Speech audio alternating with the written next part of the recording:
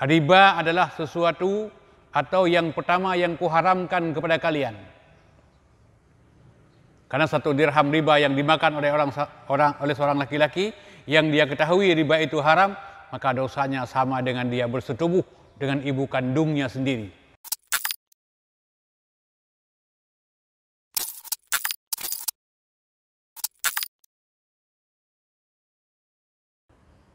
Assalamualaikum warahmatullahi wabarakatuh. Alhamdulillahi wahdah, wassalatu wassalamu ala rasulillah la nabiyya ba'dah. Kembali kepada Allah subhanahu wa ta'ala kita mengucapkan segala puja dan puji yang kita rangkai dengan ucapan selawat buat Rasulullah sallallahu alaihi wasallam. Saudara-saudara, para jamaah salat subuh yang kami muliakan, setelah kita memuji Allah subhanahu wa ta'ala dan kita berselawat kepada Rasulullah SAW, maka pada kesempatan ini kami ingin sampaikan kepada saudara-saudara sekalian, sesuai dengan kondisi di mana kita berada pada saat ini adalah pada bulan Dzulhijjah, saya akan sedikit menyampaikan kepada kita semua untuk mengingatkan kembali, untuk menyegarkan kembali ingatan kita bahwa dulu Rasulullah pernah meninggalkan pesan-pesan indah. Yang pesan-pesan indah Rasulullah dulu telah banyak dilupakan oleh kaum muslimin hari ini. Pesan Rasulullah yang paling indah adalah pesan yang terdapat dalam haji wada, haji yang terakhir yang ditunaikan oleh Rasulullah SAW.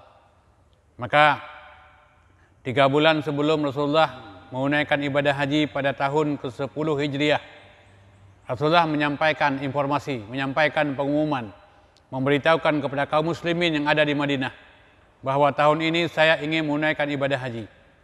Maka disambut secara antusias. Keterangan dari Jabir bahwa sampai 130.000 jamaah kaum muslimin yang ikut bersama Rasulullah SAW. Kita lihat pesan-pesan menarik yang ditinggalkan oleh Rasulullah SAW dalam haji wada. Antara lain, tatkala Rasulullah sedang menyampaikan pidato atau khutbah wada, Rasulullah duduk di atas sebuah unta yang berwarna kemerah-merahan, yang dianggap kendaraan yang paling mewah pada masanya. Allah Subhanahu wa taala menurunkan firman-Nya, "Al-yauma akmaltu lakum dinakum wa atmamtu alaikum ni'mati wa raditu lakumul Islam madina." Pada hari ini telah kusempurnakan Islam sebagai agamamu, telah kucukupkan nikmatku, dan telah kurelakan Islam sebagai agamamu. Sesuatu yang sangat menarik, apalagi kita lihat bagaimana penafsiran yang disampaikan oleh Ibnu Katsir rahimullah.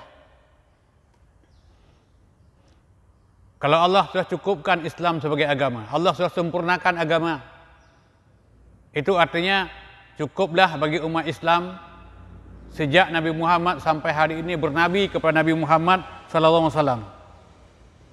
Cukuplah bagi umat Islam menjadikan ibadah yang diajarkan oleh masa Nabi, inilah yang pada hari ini juga ibadah. Syariat pada masa Nabi, inilah syariat yang ada hari ini. Kalau dulu bukan ibadah, hari ini juga bukan ibadah. Maka tidak ada ibadah baru dalam Islam. Kalau dulu bukan syariat, sekarang juga bukan syariat.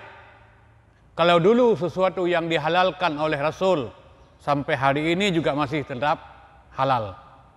Yang dulu diharamkan oleh Rasul, sampai hari ini juga masih tetap haram. Islam tidak membutuhkan kepada agama lain. Islam tidak membutuhkan kepada syariat lain. Islam tidak membutuhkan kepada ibadah lain. Tapi inilah yang kadang kita sedih dalam melihat kehidupan hari ini. Tatkala ada contoh-contoh ibadah yang disampaikan oleh Rasulullah, contoh syariat yang diwajibkan, dilupakan oleh umat Islam hari ini, diganti dengan ibadah yang tidak ada contoh, diganti dengan ibadah yang tidak ada perintah. Padahal apa yang disampaikan oleh Rasulullah SAW merupakan pesan daripada Allah Subhanahu wa taala. Wa tammat kalimatu rabbik sidqan wa adla. Telah sempurna firman Allah Subhanahu wa taala, kalimat-kalimat dari Tuhanmu Dan kalimat-kalimat yang sempurna itu adalah kalimat-kalimat yang benar dan kalimat-kalimat yang adil. Setelah masa pun berlalu, pada saat Umar bin Khattab menjadi khalifah, Umar bin Khattab didatangi oleh seorang pemimpin Yahudi. Lalu dia katakan, "Wahai Amirul Mukminin Umar bin Khattab, seandainya dalam agamaku diturunkan ayat seperti ini." Lalu Umar menyambungnya, "Al-yawma akmaltu lakum dinakum wa atmamtu alaikum ni'mati wa raditu lakumul Islam madina." Yahudi ini mengatakan, "Saya akan sampaikan kepada seluruh umatku, seluruh pengikutku untuk menghormatinya, dan mereka akan kuliburkan dari segala macam aktivitas. Begitulah agung hari ini." Nah, selanjutnya kita lihat pesan-pesan yang lain yang disampaikan oleh Rasulullah SAW dalam Haji Wada. Antara lain adalah, "Sesungguhnya pada hari ini aku sampaikan kepada kalian, darah-darah kalian, harta-harta kalian itu haram bagi kalian." Itu artinya adalah setelah Rasulullah SAW menyampaikan dakwah wada, dakwah yang terakhir di Padang Arafah, diharamkan adanya pembunuhan, diharamkan adanya kedengkian, diharamkan adanya pertumpahan darah, diharamkan mengambil hak orang lain secara zalim, secara aniaya, dilarang pencurian, dilarang perampokan, dilarang pembunuhan.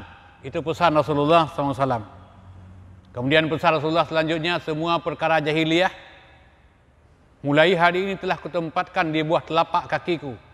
Itu artinya yang namanya kemaksiatan, yang namanya kezaliman, yang namanya pembunuhan, yang namanya pembunuhan anak-anak perempuan sebagaimana yang dilakukan pada zaman jahiliyah, segala macam bentuk kezaliman, kemaksiatan dan kemungkaran itu telah dianggap sirna, tidak ada lagi dan tidak boleh lagi dilakukan oleh kaum muslimin.